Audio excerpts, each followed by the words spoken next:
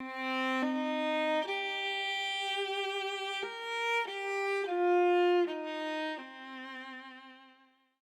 the mind makes a problem, the problem is real.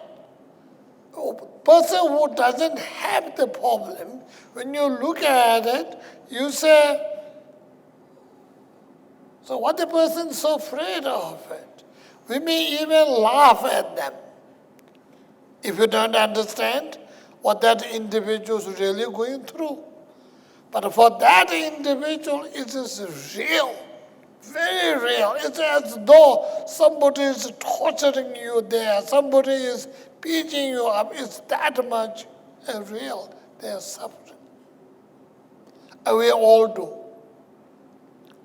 Some of us will look like a little better and be able to put a little more, lotion on our face, and it looks a little bit better.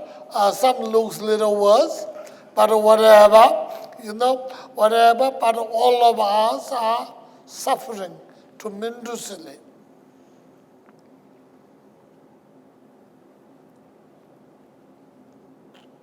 One of the earlier Tibetan masters said, Tome Kyasar Pomo Sudala Tegan, Chalu Namjuru Pumbra Chichon Samado, Dogi Mizi Kyawa Nyam Nyam Dundube, Kenden Raja Namjan Nangju de Kyawa. So when you look at the people, those who are high up, people who are lower, talking about economically or politically or whatever.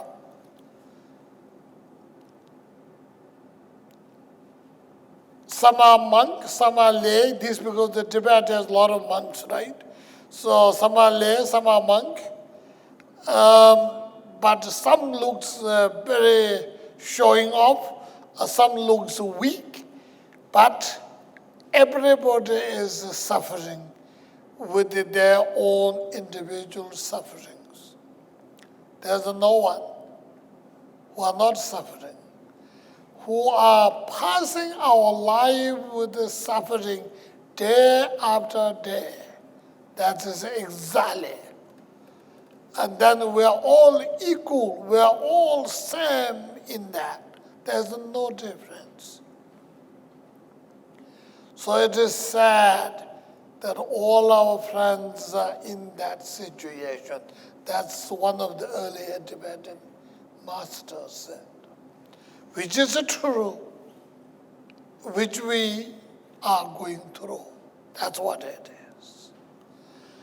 Now the question is, what does this fear of I am going to lose, I am left alone, I'm going to be poor, I'm going to get sick, where does that come from? Now all of them, because we have a so strong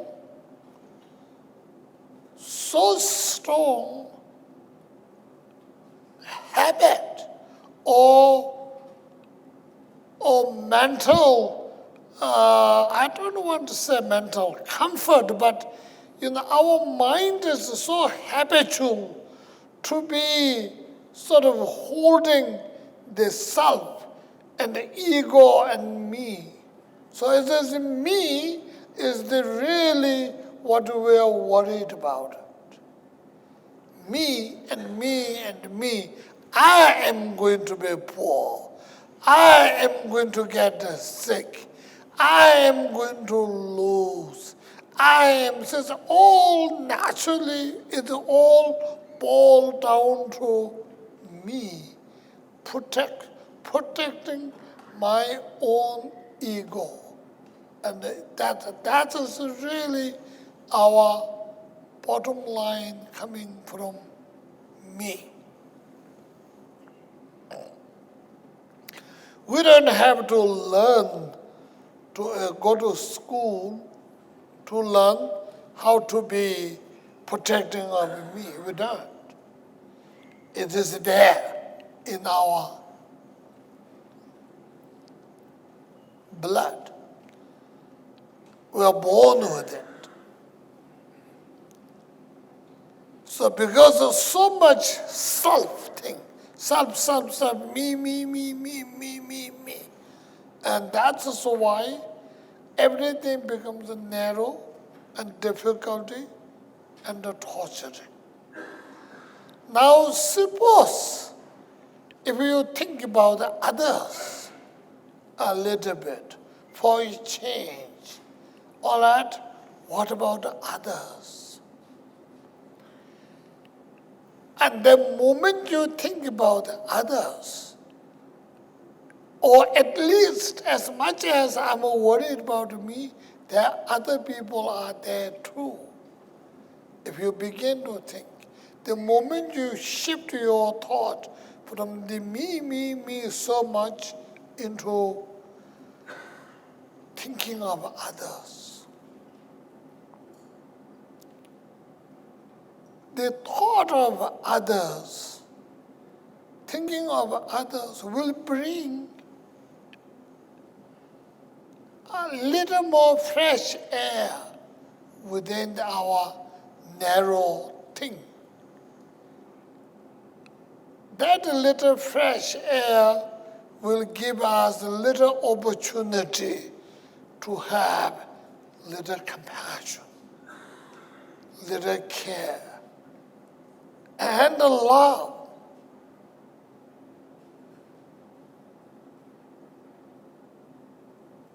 The moment you've been able to think about it, caring others, love, compassion, I don't know whether that's going to help others or not. Hopefully it does. But it will definitely reduce your own huge burden of me. And I am going to suffer. I'm going to be tortured. I'm going to be not fulfilling my desire. So all of them are going to be a little more relaxed, and it opens up.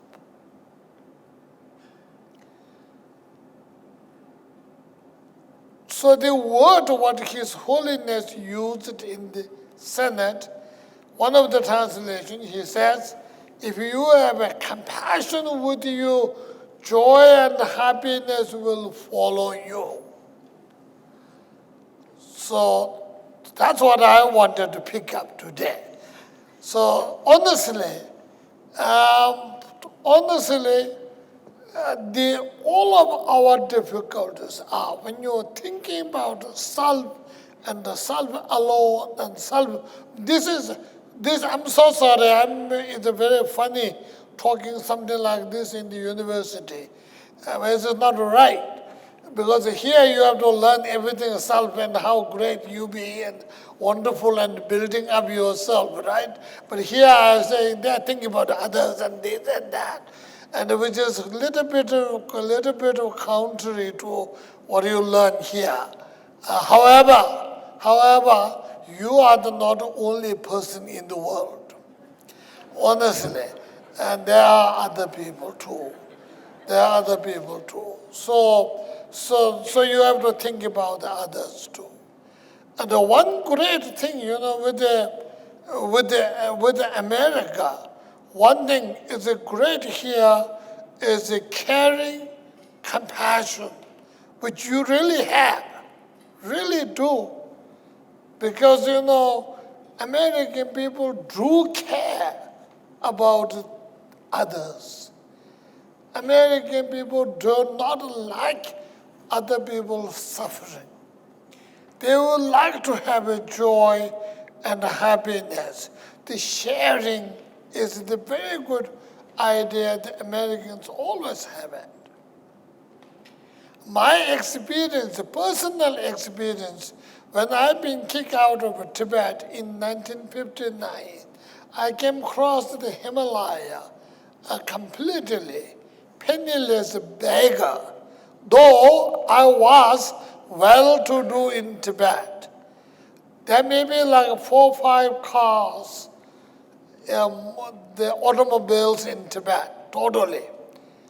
Individual owns. I own two of them. Two of them.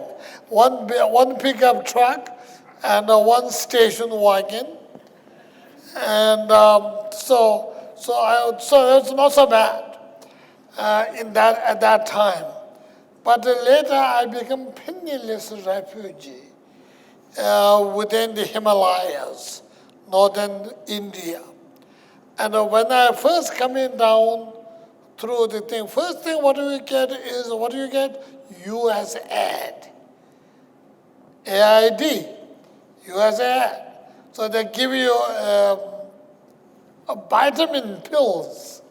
First, some kind of two red little pills, I got it. So whatever it is, I just add it. And then you got the pajamas. Huge pajamas, won't fit me at all, but that's what it is. And then you get some pants and coats which you don't fit. Some of them in the pocket have like $20 or something. Some of them, some don't.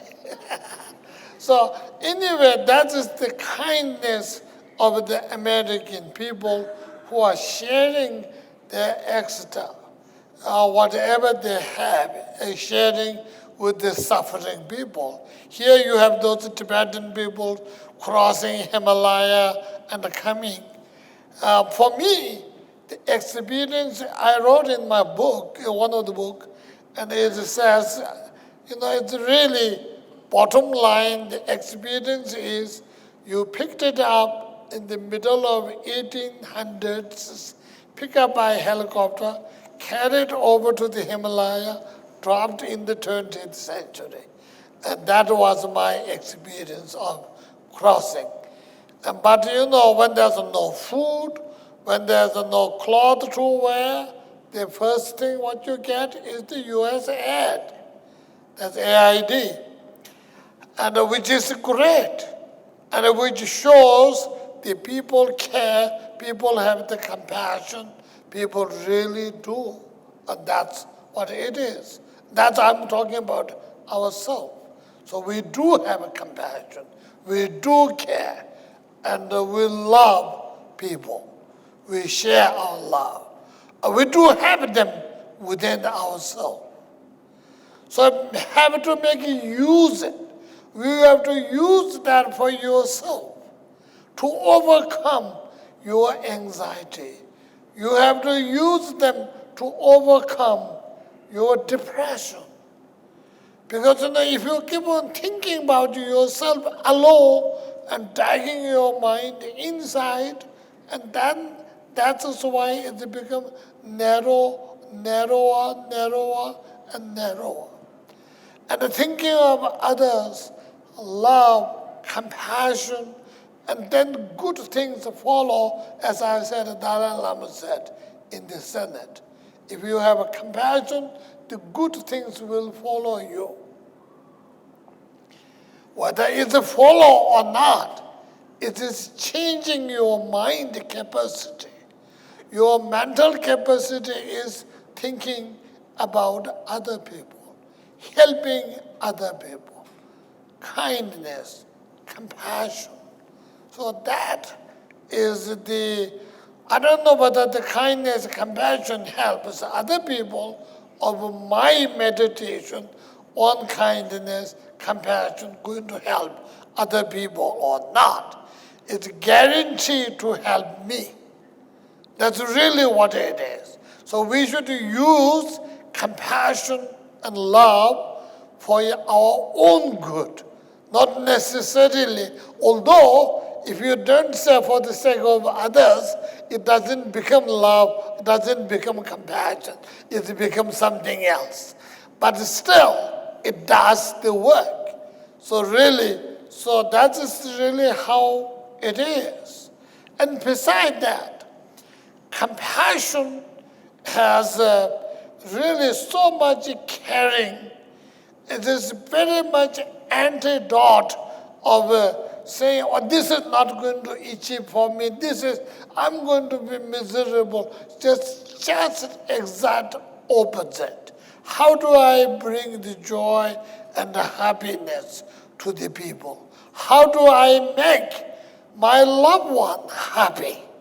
How do I make my children happy? That is how the compassion begins. And that is just exact opposite of how I'm going to be suffering, I'm going to be tortured, just opposite mind. So using the opposite mind of that will make it work differently. It is the natural law. I don't mean the natural law in the sense of spiritual law. I mean that naturally happens every time, everywhere.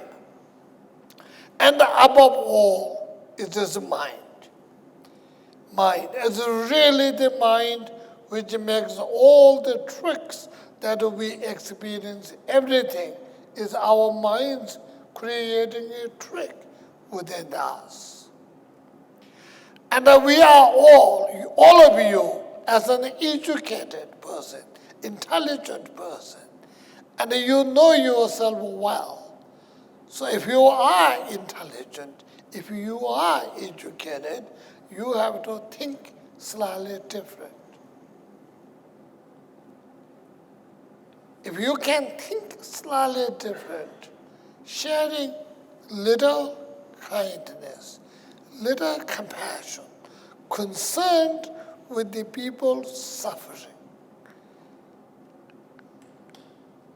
And if you keep on thinking, oh, their suffering is too bad, horrible, I don't like to see it, I don't like to know it, but I don't want to talk about it, I don't want to think about it. And that's not going to be right. By not thinking, by not doing anything, doesn't make any difference, neither to yourself nor to them. But by thinking, by trying to make a change, I don't know whether it's going to make a difference to the other or not. It will make a hell of a difference to our soul. And I think I should say thank you so much for everybody to being here tonight. And I hope you have something to take home. And that is, let me repeat again, and that is all our happiness, sadness are the result of our mind. So you have to know carefully how to keep your mind. Your happiness is in your hand and is within your mind. You have to give yourself. Actually, you have to take by yourself. And don't take the sufferings which will come also from your own mind. So it's on your own hand. Thank you.